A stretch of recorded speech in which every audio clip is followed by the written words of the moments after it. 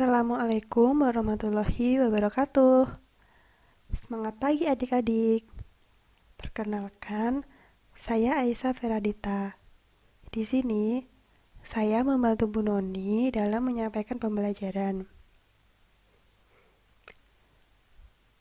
Pada pertemuan ketiga minggu ini, saya akan membahas mengenai materi asumsi, prinsip, dan konsep dasar akuntansi. Pada pertemuan minggu lalu, adik-adik dan Bu Noni sudah membahas mengenai materi bidang spesialisasi akuntansi dan profesi akuntansi adik-adik. Masih pada ingat ya? Tujuan pembelajaran minggu ini yakni yang pertama, menjelaskan pengertian asumsi dasar, prinsip dasar, dan konsep dasar akuntansi. Yang kedua, menyebutkan asumsi dasar, prinsip dasar, dan konsep dasar akuntansi. Langsung saja kita masuk ke subbab pertama, yaitu mengenai asumsi dasar akuntansi. Nah, adik-adik sudah pernah mendengar mengenai asumsi dasar akuntansi sebelumnya? Jika belum, saya akan memberitahu mengenai apa itu asumsi dasar akuntansi. Nah, asumsi dasar akuntansi adalah acuan atau ketetapan yang menjadi dasar dalam membuat laporan keuangan. Asumsi dasar akuntansi ini sendiri termuat dalam pernyataan standar akuntansi keuangan atau biasanya disebut juga dengan PSAK. Dalam akuntansi keuangan terdapat 4 asumsi dasar yang menjadi landasannya. Yang pertama yaitu kesatuan usaha khusus, yang kedua kontinuitas usaha, yang ketiga penggunaan unit moneter dalam pencatatan, dan yang terakhir yaitu ketepatan waktu. Kita masuk dalam asumsi dasar akuntansi yang pertama mengenai kesatuan usaha khusus. Menetapkan bahwa aktivitas ekonomi dapat dianggap sebagai suatu unit pertanggungjawaban tersendiri, sehingga terpisah dengan pemiliknya. Yang kedua yaitu kontinuitas usaha, yang menetapkan bahwa metode pada akuntansi harus didasarkan pada asumsi bahwa perusahaan akan berumur panjang, meskipun para akuntan tidak berpikir bahwa suatu perusahaan akan bertahan selamanya. Asumsi dasar akuntansi yang ketiga, penggunaan unit moneter dalam pencatatan. Pada asumsi dasar akuntansi ini digunakan dengan suatu anggapan bahwa daya beli unit moneter yang dipakai adalah stabil dari perusahaan-perusahaan daya beli yang terjadi dan tidak akan mengakibatkan penyesuaian-penyesuaian. Untuk yang terakhir yaitu ketepatan waktu. Dalam asumsi ini menyatakan bahwa dalam membuat laporan keuangan, cara yang paling akurat untuk mengukur hasil aktivitas perusahaan adalah saat perusahaan dilikuidasi. Maksud dari dilikuidasi adalah pembubaran perusahaan. Tetapi perusahaan atau pihak lain yang berkepentingan tidak dapat mengganggu sampai saat itu tiba, sehingga informasi keuangan perusahaan harus diterbitkan setiap periode. Untuk subbab yang kedua yaitu mengenai prinsip dasar akuntansi. Prinsip biaya historis. Pada prinsip biaya historis menekankan bahwa harta atau aset dicatat pada biaya perolehannya atau cost principle. Prinsip dasar akuntansi yang kedua yaitu mengenai prinsip pengakuan pendapatan. Pada prinsip pengakuan pendapatan menekankan bahwa pendapatan harus diakui saat periode pendapatan itu terjadi. Dasar untuk mengukur besarnya pendapatan yaitu dengan cara jumlah kas atau ekuivalennya yang diterima dari transaksi penjualan dengan pihak yang bebas. Yang ketiga, prinsip mempertemukan. Prinsip ini adalah mempertemukan antara biaya dengan pendapatan yang timbul dari biaya yang dikeluarkan. Pada prinsip ini dapat digunakan untuk menentukan besarnya penghasilan bersih setiap periode. Karena biaya itu harus dipertemukan dengan pendapatannya, maka pembebanan biaya sangat tergantung pada saat pengakuan pendapatan. Yang keempat, prinsip mengungkapkan penuh. Pada prinsip mengungkapkan penuh menekankan bahwa laporan keuangan harus disajikan secara penuh, wajar, dan memadai. Laporan keuangan harus disajikan secara lengkap karena informasi yang disajikan itu merupakan ringkasan dari transaksi-transaksi dalam satu periode dan juga saldo-saldo dari rekening tertentu. Biasanya, keterangan tambahan atas informasi dalam laporan keuangan dibuat dalam bentuk catatan kaki laporan keuangan dan juga lampiran-lampiran,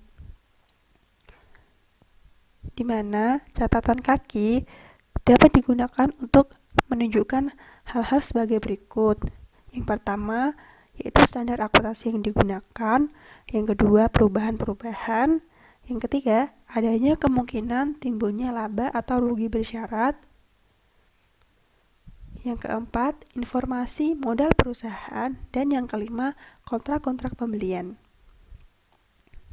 Selanjutnya, yang kelima yaitu prinsip konsistensi.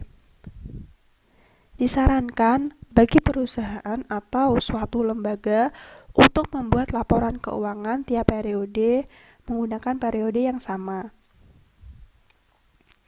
Hal ini dilakukan untuk menjaga nilai konsistensi laporan keuangan sehingga dapat dibandingkan laporan tersebut antara satu periode dengan periode lainnya. Jika suatu perusahaan atau lembaga terpaksa melakukan perubahan dalam metode penyajian laporan keuangan tersebut, diharapkan diberikan keterangan tambahan dan sebab dasar mengapa metode laporan keuangan tersebut mengalami perubahan. Next, yang keenam yaitu prinsip periode akuntansi. Prinsip periode akuntansi merupakan kurun waktu yang menjadi frame atau ruang lingkup pembuatan laporan keuangan. Dalam laporan akuntansi harus dituliskan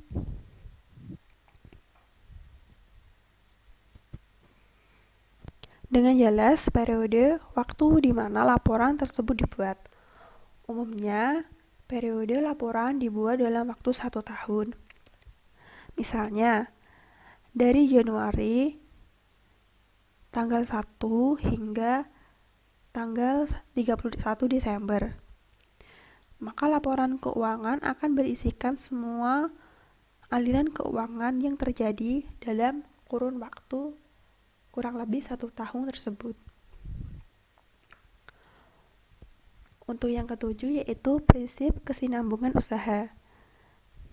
Prinsip ini mempercayai bahwa suatu usaha akan menjalankan usahanya secara terus-menerus dan berkesinambungan. Yang kedelapan yaitu prinsip materialitas. Pada prinsip ini menganggap pengukuran dan pencatatan akuntansi sesuai dengan nilai yang dimiliki oleh material yang terkait.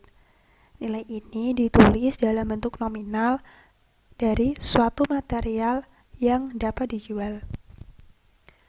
Next, yaitu prinsip yang ke-9, entitas ekonomi. Prinsip entitas ekonomi sering juga disebut dengan prinsip kesatuan entitas. Prinsip ini menggambarkan bahwa Suatu perusahaan merupakan suatu kesatuan usaha atau tempat ekonomi yang yang berdiri sendiri dan terpisah dari entitas pribadi, pemilik, atau entitas ekonomi lainnya. Hal ini terkait dengan aset, kekayaan, arus laba rugi, sehingga utang dan kewajiban yang terjadi di dalamnya.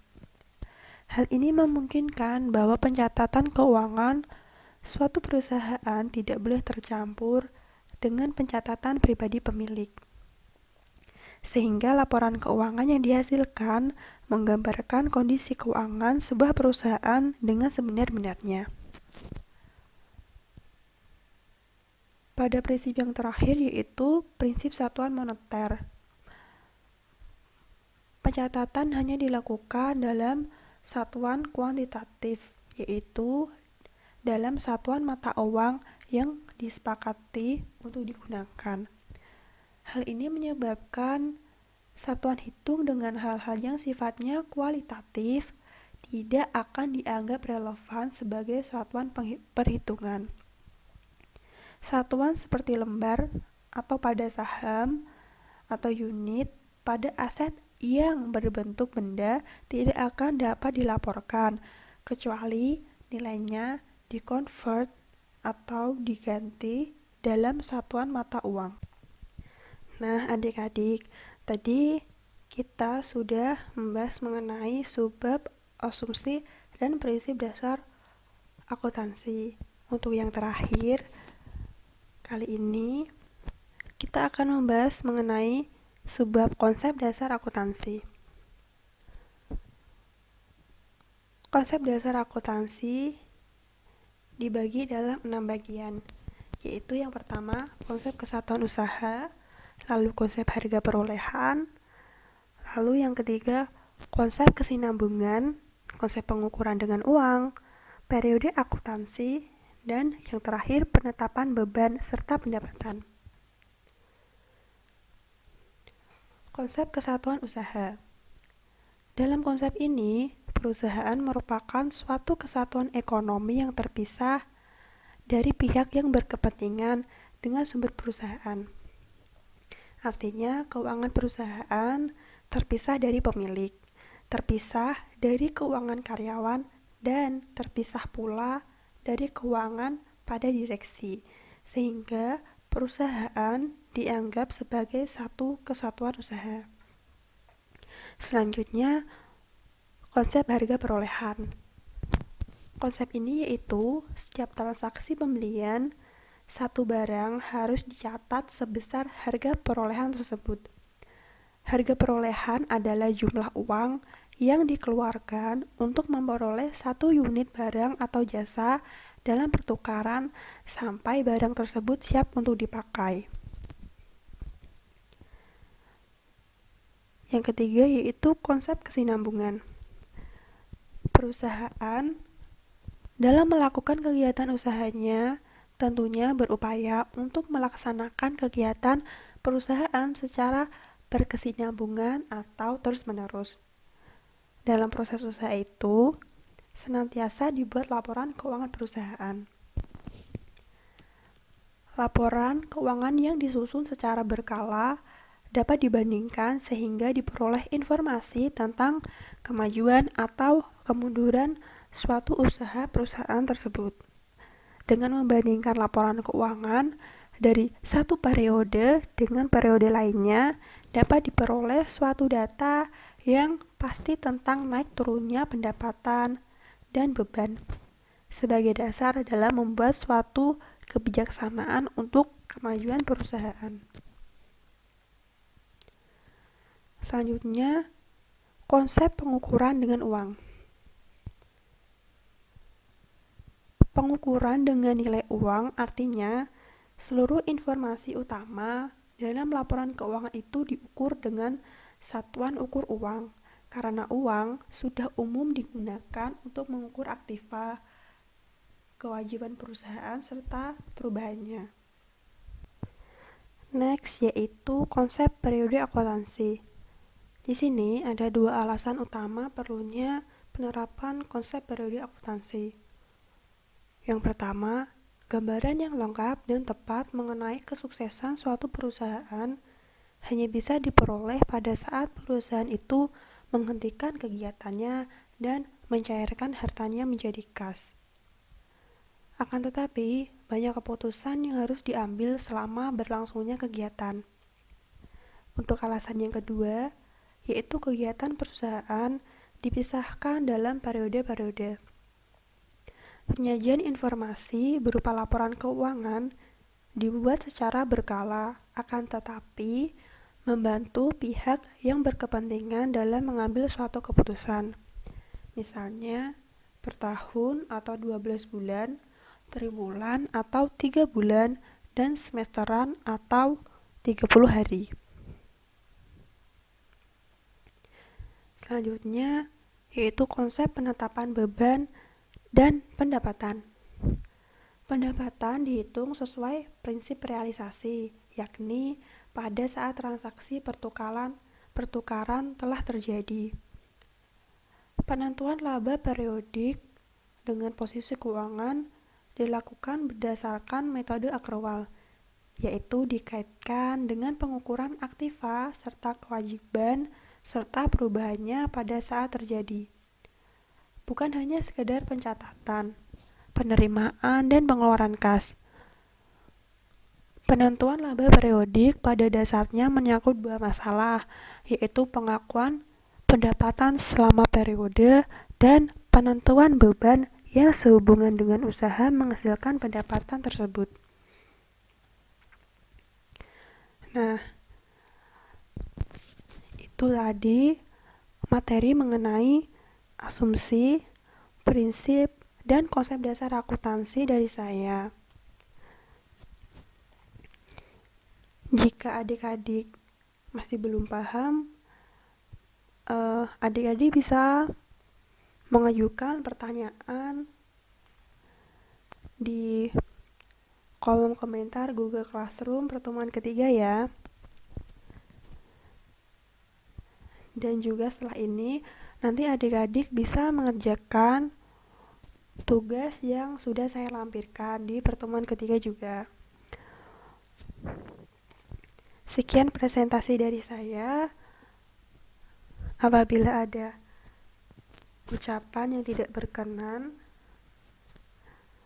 mohon maaf. Wabillahi taufiq wal hidayah.